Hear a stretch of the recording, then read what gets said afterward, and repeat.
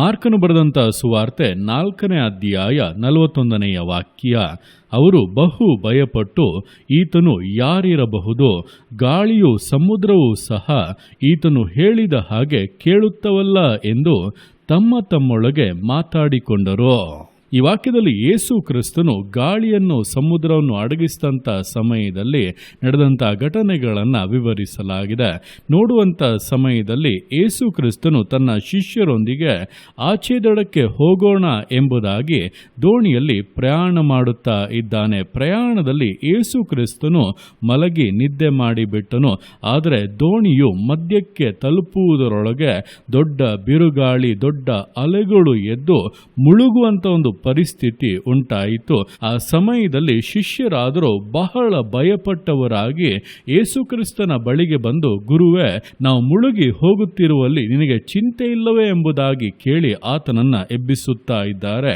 ಯೇಸುಕ್ರಿಸ್ತನು ಎದ್ದು ಗಾಳಿಯನ್ನ ಗದರಿಸಿ ಸಮುದ್ರಕ್ಕೆ ಸುಮ್ಮನಿರು, ಮೊರೆಯಬೇಡ ಎಂಬುದಾಗಿ ಅಪ್ಪಣೆ ಕೊಟ್ಟ ಕೂಡಲೇ ಎಲ್ಲವೂ ಕೂಡ ಶಾಂತವಾಯಿತು.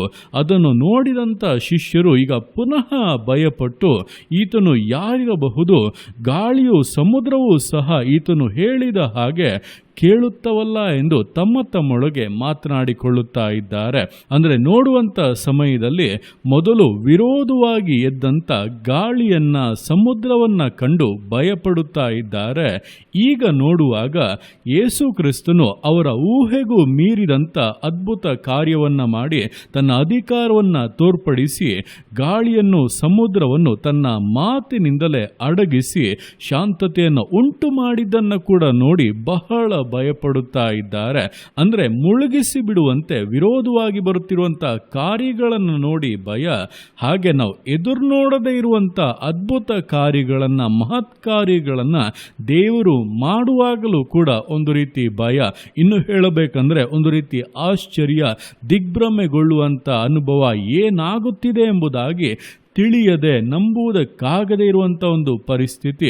ಇದರ ನಂತರ ನೋಡುವಾಗ ಇದೇ ರೀತಿಯ ಮಹತ್ ಕಾರ್ಯಗಳನ್ನು ಯೇಸು ಕ್ರಿಸ್ತನು ಮಾಡಿದಂಥ ಅದೇ ರೀತಿಯ ಅದ್ಭುತಗಳನ್ನು, ಅದಕ್ಕಿಂತಲೂ ಹೆಚ್ಚಿನ ಅದ್ಭುತಗಳನ್ನು ನೀವು ಮಾಡಬೇಕೆಂಬುದಾಗಿ ಹೇಳುವಾಗ ಪುನಃ ಅವರು ಭಯಪಡುವಂಥ ಒಂದು ಅವಸ್ಥೆಯಲ್ಲಿ ಹಾದು ಹೋದದನ್ನು ನೋಡಬಹುದಾಗಿದೆ. ಆದರೆ ಪವಿತ್ರಾತ್ಮನ ಅಭಿಷೇಕ ಯಾವಾಗ ಅವರ ಮೇಲೆ ಬಂದಿತೋ ಆಗ ಭಯವೆಲ್ಲವೂ ನೀಗಿ ವಿರೋಧವನ್ನು ಕಂಡು ಕೂಡ ಭಯಪಡುವುದಿಲ್ಲ. ದೇವರು ಮಹತ್ ಕಾರ್ಯಗಳನ್ನು ಮಾಡುವಾಗಲೂ ಕೂಡ ಭಯಪಡುವುದಿಲ್ಲ.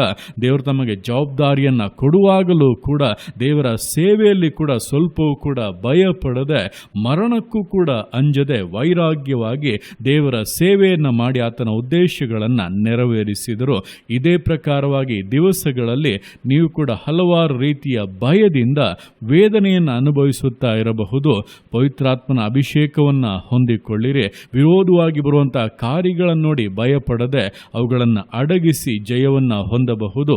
ಹಾಗೆ ಆಗುವುದೇ ಇಲ್ಲ ಅನ್ನುವಂಥ ಕಾರ್ಯಗಳ ಮೇಲೆ ಕೂಡ ಜಯವನ್ನು ಹೊಂದಿ ಅಸಾಧ್ಯತೆಗಳ ಮಧ್ಯದಲ್ಲಿ ಸಾಧ್ಯತೆಗಳನ್ನು ಉಂಟು ಮಾಡಿ ಅಸಾಧಾರಣವಾದಂಥ, ಆಶ್ಚರ್ಯಕರವಾದಂಥ ಅದ್ಭುತಗಳನ್ನು ಮಾಡಿ ಭಯಗಳನ್ನು ಜಯಿಸಿ ಮುಂದೆ ಸಾಗಬಹುದು. ದೇವರು ನಿಮಗೆ ಕೊಟ್ಟಿರುವಂಥ ಜವಾಬ್ದಾರಿಗಳನ್ನು, ದೇವರು ನಿಮ್ಮಲ್ಲಿ ಪ್ರಕಟಿಸಿರುವಂಥ ಆತನ ಉದ್ದೇಶಗಳನ್ನು ನೆರವೇರಿಸುತ್ತಾ ಪ್ರತಿಯೊಂದು ಹೆಜ್ಜೆಯಲ್ಲಿ ಕೂಡ ದೇವರಿಗೆ ಮೆಚ್ಚುಗೆಯಾಗಿ ಆತನು ಒಪ್ಪುವಂಥ ರೀತಿಯಲ್ಲಿ ಜೀವಿತವನ್ನು ನಡೆಸಬಹುದು.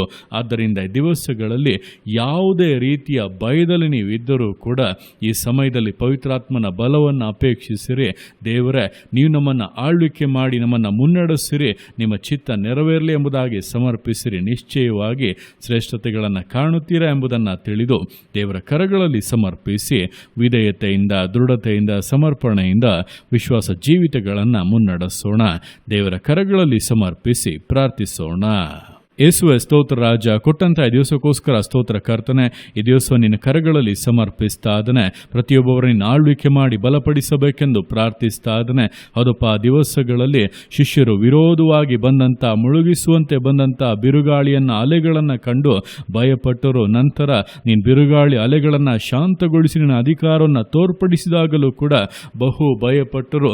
ನಂತರಪ್ಪ ನೀನು ಕೊಟ್ಟಂಥ ಸೇವೆಯನ್ನು ಮುಂದುವರಿಸಬೇಕನ್ನುವಾಗಲೂ ಕೂಡ ಬಹಳ ಭಯಪಟ್ಟರು. ಆದರೆ ಪವಿತ್ರಾತ್ಮನ ಅಭಿಷೇಕವನ್ನು ಹೊಂದಿದ ನಂತರ ಭಯಗಳೆಲ್ಲವೂ ನೀಗಿ ವಿರೋಧಗಳನ್ನು ಧೈರ್ಯವಾಗಿ ಎದುರಿಸುವವರಾಗಿ, ಅಸಾಧ್ಯತೆಗಳನ್ನು ಸಾಧ್ಯವಾಗಿ ಮಾಡುವವರಾಗಿ ಅಪ್ಪ ನಿನ್ನ ಚಿತ್ತವನ್ನು ನೆರವೇರಿಸುತ್ತಾ ನೀನು ಉದ್ದೇಶಿಸಿದ್ದನ್ನು ಪರಿಪೂರ್ಣಗೊಳಿಸುವಂತೆ ಜೀವಿತವನ್ನು ನಡೆಸಿದಂತೆ ಈ ದಿವಸಗಳಲ್ಲಿ ನಮ್ಮನ್ನು ಕೂಡ ಸಮರ್ಪಿಸ್ತಾ ಇದ್ದಾನೆ. ನನ್ನ ಕೇಳ್ತಾರಂಥ ಪ್ರತಿಯೊಬ್ಬರ ಜೀವಿತಗಳಲ್ಲಿ ನಿನ್ನ ಪವಿತ್ರಾತ್ಮನ ಅಭಿಷೇಕವನ್ನು ಅನುಗ್ರಹಿಸು ಕರ್ತನೆ. ಭಯವೆಲ್ಲವೂ ನೀಗಲಿ, ಎಲ್ಲ ವಿಧದ ಭಯಗಳು ಜೀವಿತದಿಂದ ತೊಲಗಿ ಹೋಗಲಿ. ಈಗಲೇ ಅಪ್ಪ ಪರಿಪೂರ್ಣವಾದ ಬಿಡುಗಡೆ, ಆಶೀರ್ವಾದ, ಮೇಲುಗಳು, ಅದ್ಭುತವಾದ ನಿನ್ನ ನಡೆಸುವಿಕೆ, ಘನತೆಗಳು ಅಪ್ಪ ಜೀವಿತಗಳಲ್ಲಿ ಉಂಟಾಗಲಿ. ನೀನು ಮಾನಿಸು, ಆಶೀರ್ವದಿಸು ಕರ್ತನೆ. ನಿನ್ನ ಪ್ರಸನ್ನತೆ ಆವರಿಸಿಕೊಳ್ಳಲಿ. ನಿನ್ನ ಮಕ್ಕಳು ಪ್ರಾರ್ಥಿಸ್ತಾ ಇರುವಂಥ ಒಂದೊಂದು ಕಾರ್ಯಗಳಲ್ಲೂ ವಿಶೇಷವಾದ ಅದ್ಭುತಗಳನ್ನು ಮಾಡಿ ಆಶೀರ್ವದಿಸು. ನಿನ್ನ ನಾಮೊಂದೇ ಮಹಿಮೆಗೊಳ್ಳಲಿ, ನಿನ್ನ ಚಿತ್ತ ನೆರವೇರಲಿ. ನಿನ್ನ ತೆಗೆ ಮಾಡುವಂಥ ನಿನ್ನ ಪ್ರೀತಿಗೋಸ್ಕರ, ಕೃಪೆಗೋಸ್ಕರ ಅಪ್ಪ ನಿಮಗೆ ಸ್ತೋತ್ರಗಳು.